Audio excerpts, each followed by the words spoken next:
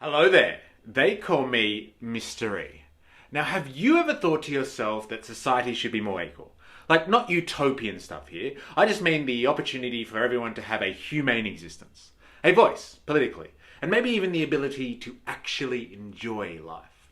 Well, if you've ever had those feelings, then you're an evil commie and you should be locked away forever. Seriously though, this way of thinking is pretty unique to the modern age.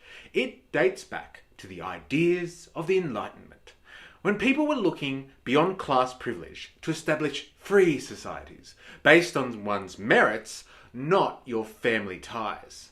Now, achieving justice and equality and liberty are lovely notions, but how do you really deal with social problems? Like how to make life better for the masses of poor and disadvantaged people of the world.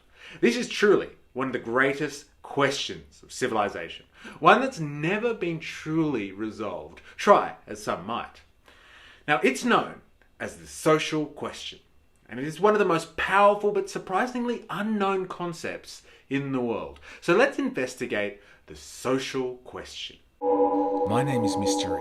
For reasons unknown, I have been thrown back into the past almost 100 years, and this is my story.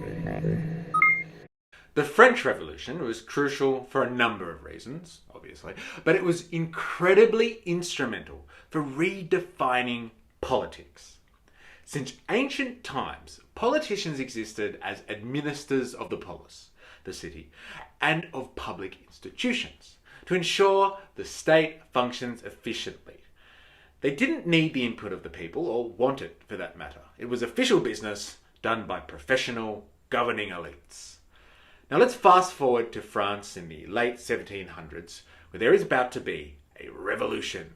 Now for quick context, the French king was in serious financial trouble and had raised some extreme taxes on the population to pay for it. This put enormous pressure on an already stressed people, especially the unprivileged majority of them. This group, without class privilege, was called the Third Estate. Now, when the French Revolution broke out, it dismantled the old social order and created a social hierarchy based around this Third Estate. Its leaders, unsurprisingly, were the rich townspeople, also known as the bourgeois, and they demanded a new society based on Enlightenment principles: liberty, equality, fraternity. But the bourgeoisie couldn't just take power for themselves, ignoring the majority of people in the Third Estate, the poor masses. No, they needed them. The poor masses were crucial for the successful takeover of power from the king. So the bourgeoisie formed an alliance with them. At this point, it's important to make some distinctions. Being poor doesn't have to be negative. Most societies have poor people, but the measure of how humane a society is if the poor have an acceptable standard of living. Basically, they aren't left to rot. Poor people who are subject to abject poverty are reduced to living every day, barely surviving, and are miserable people. They have no quality of life. This was life for the poor masses of France and most of Europe at the time, poor and miserable. So armed with Enlightenment ideals, the bourgeoisie sought to win support of the masses through a new style of politics, through compassion.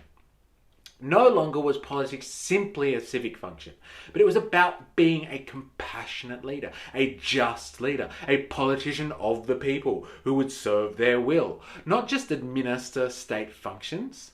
Compassion from rich politicians in understanding the plight of poverty-stricken masses is what helped connect the upper and the lower classes.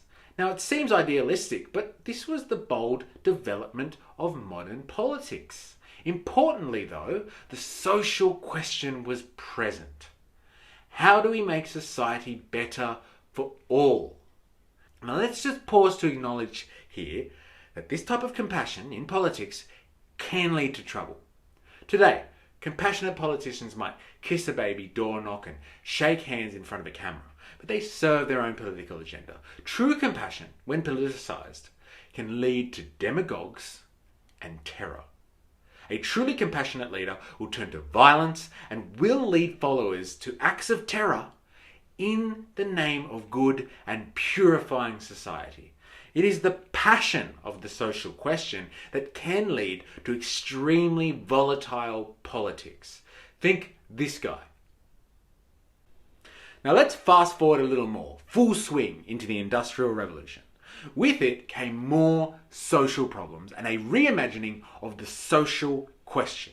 Basically, what is the good of industrial development, all of the technological innovations and toil, if after half a century of industrial growth, the condition of the masses was still just as miserable as before, and nothing was being done to humanize the horrors of the industrial world? The Industrial Revolution, with all of its progressive promise, had delivered huge wealth to capitalists, but had left the masses to poverty and miserable living and working conditions.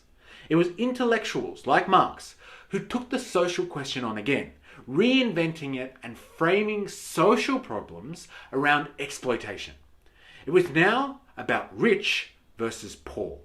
For these philosophers, poverty only existed as a result of exploitation of working people. Hence, a social revolution, putting industrial production in the hands of the workers themselves, would undo the fruits of exploitation and make people more equal. They argued that the bourgeoisie had failed to deliver the Enlightenment thinking promised to the masses after the French Revolution.